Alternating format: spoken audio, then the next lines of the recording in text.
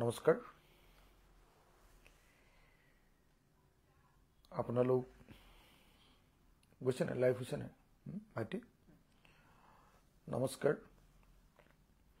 আপোনালোক সকলোকে মোৰ বন্ধুসকললৈ নমস্কাৰ জনাই আজিৰ লাইভটো আৰম্ভ কৰিব খুজিছো আজিৰ লাইভটোৰ বিষয়বস্তুটো হ'ল 6 জনগোষ্ঠীৰ জনজাতিকৰণ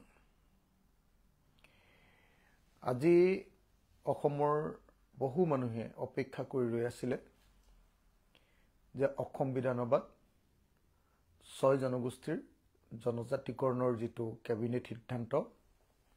সেই সিদ্ধান্ত আজি বিধানসভাত উত্থাপন হ'ব আজি কেইবাটাও সংগঠনৰ নেতৃবৰ্গক মই বিধানসভাটো লগ পাইছিলো দেখিছিলো তেওঁলোকে মন্ত্ৰীক লগ ধৰিবলৈ আহিছে 6 জনগোষ্ঠীৰ জনজাতিকৰণৰ লগত লাগি থকা বহু সংগঠনৰ নেতৃবৰ্গক মই লগ পাইছিলো কথা পাতিছিলো বা মুকু লগ ধৰিছিল তেওঁলোকে আৰু তেওঁলোকে কৈছিল যে আজি পুৱাৰ পৰা তেওঁলোকে ভাবিছিল যে আজি 27 তাৰিখ মুখ্যমন্ত্ৰীয়ে কৈছিল যে 27 তাৰিখে আসলতে জনজাতিকৰণৰ কেবিনেট ডিসিশনটো বিধানসভাত উত্থাপন কৰিব ইয়াৰ আগতে 25 তাৰিখে তেখেতে জনজাতিকৰণৰ প্ৰস্তাৱ উত্থাপন কৰিম বুলি কৈছিল দ্বিতীয়বাৰ কাৰণে তেখেতে 27 তাৰিখে কৰিম বুলি ক'লে আৰু আজি 27 তাৰিখেও নকৰিলে মই কিন্তু কালিয়ে 6 জনগোষ্ঠীৰ সংগঠনসমূহক মই কালিয়ে কৈ থৈছিল যে আপোনালোকে চাব যে আপোনালোকৰ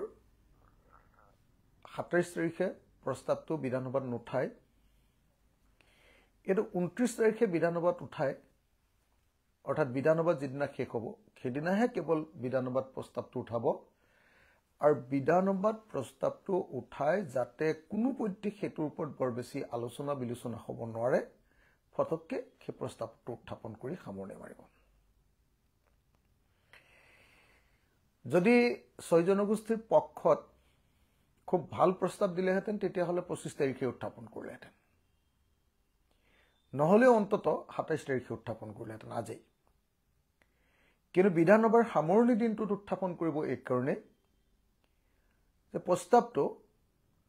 6 জনগোষ্ঠীৰ ৰাইজে ভাল পাব লগা ধৰণৰ বৰ বেছি ভাল প্ৰস্তাৱ নহব বুলি আমি খবৰ পাইছো মই কালি বহুত আপোনাৰ 6 জনগোষ্ঠীৰ নেতাৰ লগত কথা পাতিছিলো মোলৈকে বহুতে ফোন কৰিছিল খবৰ লবলৈ খবৰ দিবলৈ তেখেতসকলে মোক সুধিছিল যে তেখেতসকলৰ মোৰ মন্তব্য কি সেই প্ৰস্তাৱটোৰ ওপৰত প্ৰস্তাৱটো কি আছিল কেবিনেটে গ্ৰহণ কৰা প্ৰস্তাৱটোত মই যিমান দূৰ খবৰ পাইছো আৰু বিভিন্ন সংগঠন আৰু চৰকাৰৰ পৰা মই যিমানখিনি খবৰ পাইছো আজি যেহেতু মই গোটেই দিনটো বিধানসভাত আছিলো আৰু আপোনালোকে জানে চাগে যে মই আজি ৰাতিপুৱা 6 জনগোষ্ঠীৰ জনজাতিকৰণৰ কাৰণে এটা আন্দোলনত বহিছিলো আজি ৰাতিপুৱা মই আমাৰ বিধানসভাৰ মহাত্মা গান্ধীৰ যেটো প্ৰতিমূৰ্তি সেই প্ৰতিমূৰ্তিৰ সন্মুখত আজি অৱস্থানত বহিছিলো আৰু 6 জনগোষ্ঠীক জনজাতিকৰণ কৰিব লাগে বুলি দাবী উত্থাপন কৰিছিলো আপোনালোকে নিশ্চয় এই কথাও জানে যে মই 6 জনগোষ্ঠীৰ জনজাতিকৰণৰ বিষয়টো মই আমাৰ দল ৰাইজৰ দল আৰু কৃষক মুক্তি ছাত্ৰ মুক্তি সংগ্ৰাম সমিতি চাহ শ্ৰমিক মুক্তি সংগ্ৰাম সমিতি নাৰী মুক্তি সংগ্ৰাম সমিতি আমি আটাইয়ে সমৰ্থন কৰো আমি 6 জনগোষ্ঠীৰ জনজাতিকৰণ হ'ব লাগে বুলি ভাবো অসমক জনজাতিৰ ৰাজ্য বুলি ঘোষণা কৰিব লাগে বুলিও ভাবো অসমৰ মুখ্যমন্ত্ৰী আৰু উপমুখ্যমন্ত্ৰীৰ পদটো অসমৰ জনজাতি আৰু অনুসূচিত জাতিৰ স্থানীয় অসমীয়া মানুহৰ কাৰণে সংৰক্ষিত কৰিব লাগে বুলিও ভাবো আৰু 6 জনগোষ্ঠী নহয় লগতে কলিতাসকল লগতে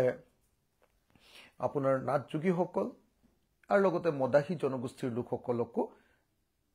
আমি জনজাতি কৰিব লাগে বুলি ভাবো তেতিয়াহলে কি হ'ব অসমৰ বেছি সংখ্যক মানুহে জনজাতি হৈ যাব আৰু অসমৰ বেছি সংখ্যক জনজাতি হৈ গলে তেতিয়াহলে অসম বিধানসভা লোকসভা পঞ্চায়ত এইবিলাকৰ আসনবিলাক অসমৰ স্থানীয় মানুহ জনজাতি ৰাইজ আৰু খিলঞ্জীয়া মানুহৰ কাৰণে সংৰক্ষণ হৈ যাব আৰু ৰাজনৈতিকভাৱে আমি সম্পূৰ্ণৰূপে সুৰক্ষিত হৈ যাম সেইকাৰণে এইটো এটা বহুত ডাঙৰ সাবজেক্ট ছয় জনগোষ্ঠীৰ জনজাতিকৰণ কিন্তু মই দেখিছো যে বিজেপি চৰকাৰে ছয় জনগোষ্ঠীৰ জনজাতিকৰণৰ প্ৰশ্নটোক লৈ বহুত খেলিছে আজি যদি মোক খুদে যে ছয় জনজাতিকৰণৰ বিজেপিৰ প্ৰস্তাৱটোনো কি তেতিয়াহলে মই প্ৰথম কম যে মই পোৱা নিৰ্ভৰযোগ্য তথ্য অনুসৰি কেবিনেটে কালি সিদ্ধান্ত লৈছে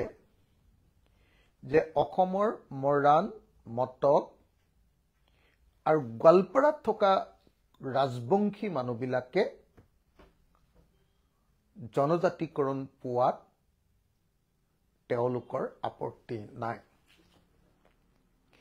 ভাৰতৰ সংবিধানৰ যিটো আছে 342 অনুচ্ছেদ 342 বোধ হয় 342 অনুচ্ছেদত যিটো আছে যিখন তালিকা আছে যে এছটি হিলছ আৰু এছটি প্লেইনছ সেই এছটি প্লেইনছত মৰাণসকল আৰু মটকসকল আৰু গোৱালপাৰাত থকা ৰাজবংশী মানুহবিলাকক সোমোৱাত বাধা নাই বুলি এটা প্ৰস্তাৱ লৈছে ইয়াৰ বিপৰীতে আহোম চুতীয়া চাহ জনগোষ্ঠী আৰু সমগ্ৰ অসম জুৰি থকা ৰাজবংশী বোধহয় উজনি অসমৰ কোচসকলক বোধহয় ইয়াৰ সীমাৰ বাহিৰত ৰাখিছে বুলি মই খবৰ পাই আছো অকল ৰাজবংশী গোটেই অসমত থকা আহোমসকল চুতীয়াসকল চাহ জনগোষ্ঠী আদিবাসী লোকসকল আৰু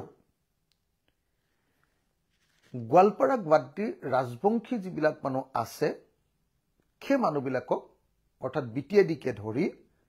যিবিলাক ৰাজবংশী আছে সেই মানুহবিলাকক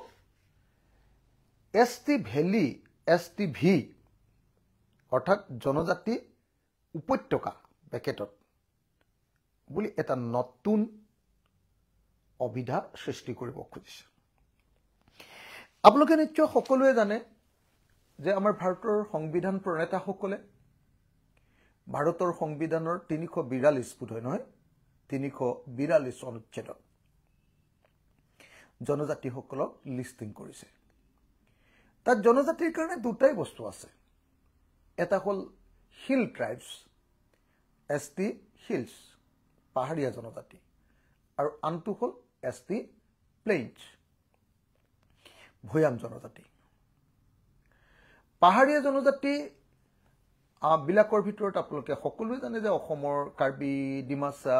এই যিবিলাক কুকি যিবিলাক আছিল এইবিলাক হল আমাৰ গোটেই লিষ্টখন গাই নাথাকো আৰু লিষ্টখন গাই দিব লাগে যদিও গাই দিব পাৰো তাতে আছে মোৰ সেইসকল পাহাৰীয়া জনজাতি আৰু বাকি মিচিং তিৱা আমাৰ কি কয় বড়োসকল এইসকলক ভৈয়াম জনজাতি ধেৰ আৰু বাকিখিনি মই গাই নাথাকো এইখিনি ভৈয়াম জনজাতি বুলি কৈছে ভাৰতৰ সংবিধানত ক'তো জনজাতিৰ ক্ষেত্ৰত আৰু তৃতীয়টো মানে কোনো ক্লাসিফিকেশন শ্ৰেণী বিভাজন নাই এটা এছটি ভি বুলি যেটো কৈছে এটো ভাৰতৰ সংবিধানৰ অন্তৰ্ভুক্ত নহয় যদি ভাৰতৰ সংবিধানত অন্তৰ্ভুক্ত নোহোৱা বিষয় এটাত কাৰবাক আপোনাৰ সোমাব খুজিছে তেতিয়া হলে হেতুৰ পৰা কি পাব কিন্তু ইয়াৰ বিপৰীতে আপোনালোকে যদি চাই মই আপোনালোকক দেখুৱাব পাৰো যে আসলতে বিজেপি চৰকাৰখনে ইয়াৰ আগতে যেটো প্ৰস্তাৱ পঠিয়াইছিলে এটো পঠিয়াইছিলে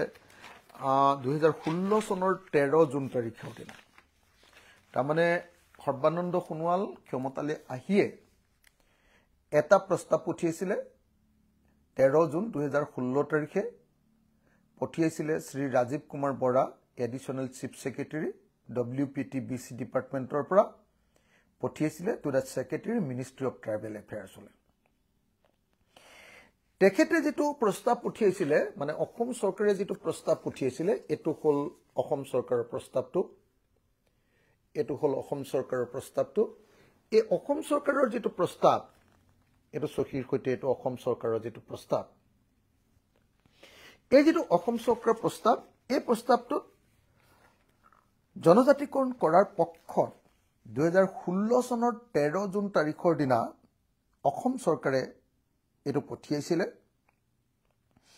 আৰু পঠিয়াওতে কি কৈছিলে in this connection government of Assam would like to reiterate its no objection to the proposal of Ministry of Home Affairs এটা মানে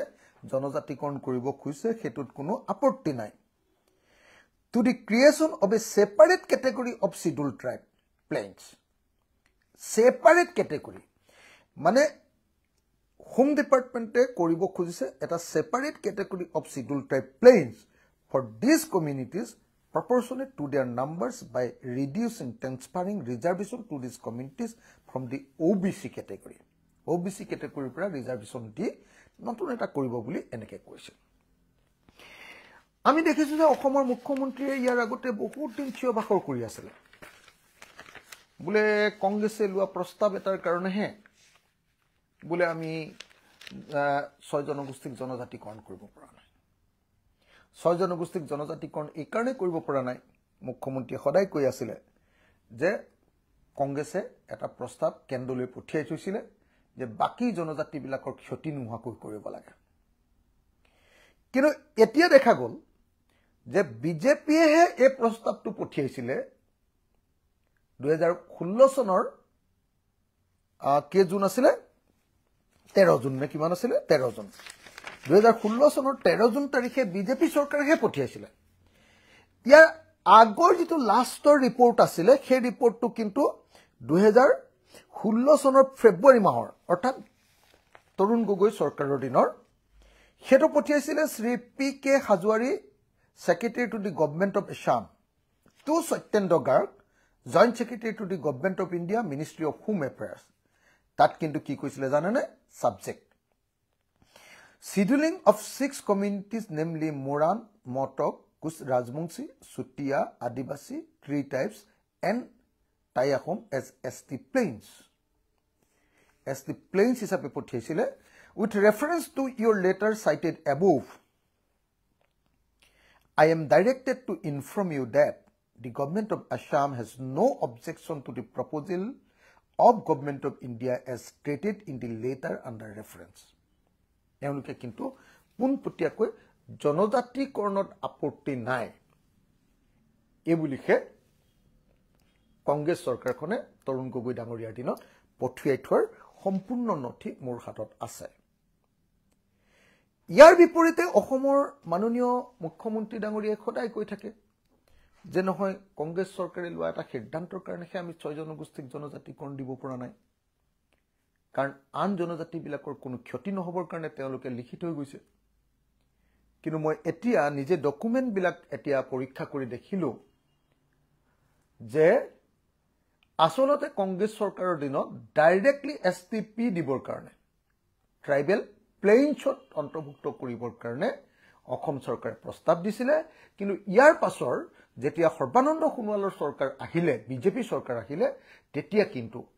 STPৰ ভিতৰতে এটা নতুন ক্যাটেগৰী কৰি OBCৰ পৰা এখন কাটি দিহে তেওঁলোকক জনজাতিকৰণ কৰিব লাগে বুলি প্ৰস্তাৱ সৰ্বানন্দ সোণোৱাল চৰকাৰে দিলে এতিয়া অসম চৰকাৰে এটা নতুন ধাৰণা উলিয়ালে এই ধাৰণাটো বেলেগ একো নহয় এই ধাৰণাটো 2026 চনৰ নিৰ্বাচনৰ বৈতৰণি পাৰ হ'বৰ কাৰণে কৰা এটা নতুন বাগাৰম্বৰ এটা নতুন বুদ্ধিৰ বাহিৰে আন একো নহয় কাৰণ আপোনালোকে জানে যে যদি খুব ভাল প্ৰস্তাৱ এটা আনিলে হেতেন তেতিয়া হলে 25 তাৰিখৰ দিনাই বিধানসভাত উঠালে হেতেন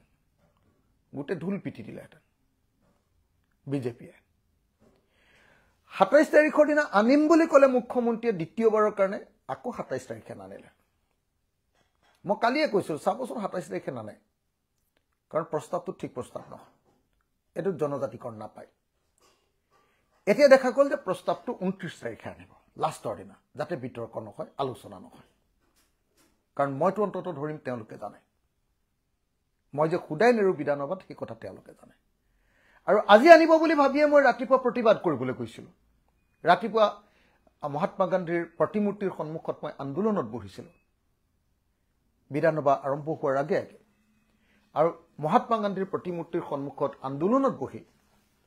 মই 6 জনগোষ্ঠীৰ জনজাতিকৰণ হ'ব লাগে বুলি দাবী উত্থাপন কৰিছিল লগতে কলিতাসকল নাটযোগীসকল আৰু আপোনাৰ মদাহী জনগোষ্ঠী বুলি যেটো জনগোষ্ঠী আছে তেওঁলোককো জনজাতিকৰণ কৰিব লাগে বুলি মই কৈছিল যে জনজাতিকৰণ কৰাৰ উপৰিও অসমৰ মুখ্যমন্ত্ৰী আৰু উপমুখ্যমন্ত্ৰীৰ পদ দুটা অসমৰ খিলঞ্জীয়া জনজাতি আৰু অনুসূচিত জাতি এছচিৰ কাৰণে সংৰক্ষিত হ'ব লাগে অসমৰ অনুসূচিত জাতি কালি বাঙালীসকলৰ আকৌ বাহিৰৰ পৰা অহা মানুহো বহুত আকৌ অনুসূচিত জাতি আছে অসমৰ অনুসূচিত জাতিৰ কাৰণে সংৰক্ষণ হ'ব লাগে এটো মই দাবী কৰিছিল লগতে মই চৰকাৰৰ ওচৰত সদায় দাবী জনাই আছো আৰু এটো আমাৰ ৰাইজৰ দলৰ মূল শ্লোগান যে অসমক ভাৰতৰ সংবিধানৰ 371 ক 371A অধীনত নাগালেণ্ডৰ নিচিনাকে অসমৰ মাটিৰ ওপৰত অধিকাৰ আৰু অসমৰ মাটিত থকা সম্পদ তেল কয়লা চুনহিল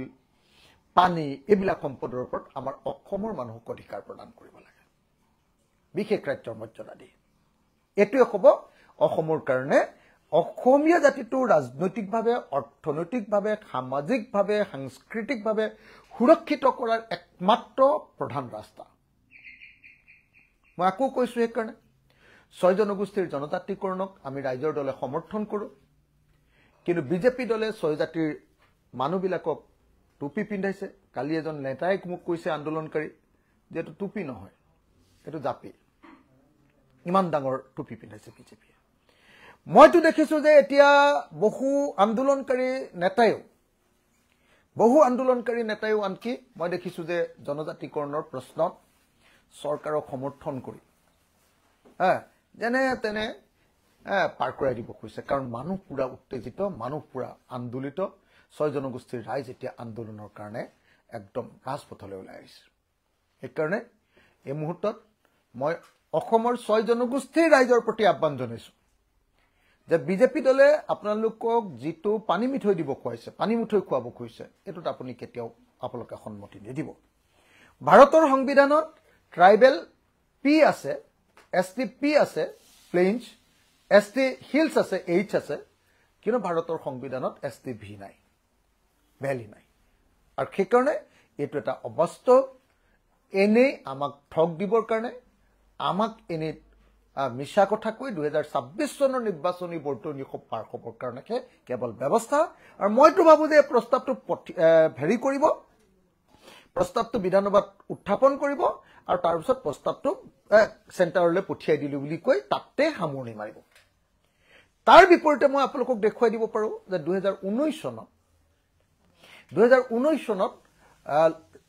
ৰাজ্যসভাত আসলতে 6 জনগোষ্ঠীৰ জনজাতিকৰণৰ কাৰণে প্ৰস্তাৱটো উত্থাপন হৈছিল বিধেয়ক উত্থাপন হৈছিল বিল গৰে যত বিল উত্থাপন হৈ আছে তাৰ পিছত আকৌ কথা বদলাবলৈ কি প্ৰয়োজন আছে গতিকে 6 জনগোষ্ঠীৰ নেতৃবৰ্গক মই আহ্বান জনাইছো যে আপোনালোকে বিজেপিৰ পানী মিঠৈ নাখাব মই 6 জনগোষ্ঠীৰ নেতৃবৰ্গক আহ্বান জনাইছো যে আপোনালোকে বিজেপিক আকৌ এবাৰ ইলেকশ্যনত জিকাই দিয়াৰ কাৰণে বিজেপিৰ লিডাৰ আৰু মুখ্যমন্ত্ৰীৰ কথা মতে আপোনালোকে সেই ফাণ্ডত ভৰি নিদিব আৰু বিশেষভাৱে মই 6 জনগোষ্ঠীৰ ৰাইজৰ ওচৰত আৰু কলিতা জনগোষ্ঠী নাথ যোগী জনগোষ্ঠী আৰু মদাহী জনগোষ্ঠীৰ ৰাইজৰ ওচৰত আহ্বান জনাইছো আহক আমি সকলোৱে মিলি অসমৰ এই জনগোষ্ঠীসমূহৰ 6 জনগোষ্ঠীৰ লগতে এই জনগোষ্ঠীসমূহৰ জনজাতিকৰণ আমি নিশ্চিত কৰো অসমক জনজাতি ৰাজ্য ৰূপে ঘোষণা কৰা আৰু অসমক ভাৰতৰ সংবিধানৰ 371 ক অনুচ্ছেদৰ অধীনত বিশেষ ৰাজ্য ঘোষণা কৰি অসমৰ ৰাজনৈতিক অৰ্থনৈতিক সামাজিক অধিকাৰ সাংবিধানিকভাৱে সুৰক্ষিত কৰি কৰো আহক এই বুলি কৈ মই আপোনালোক সকলোকে নমস্কাৰ জনাই মোৰ বক্তব্য সামৰণি মাৰিছো ধন্যবাদ জয় আই অসম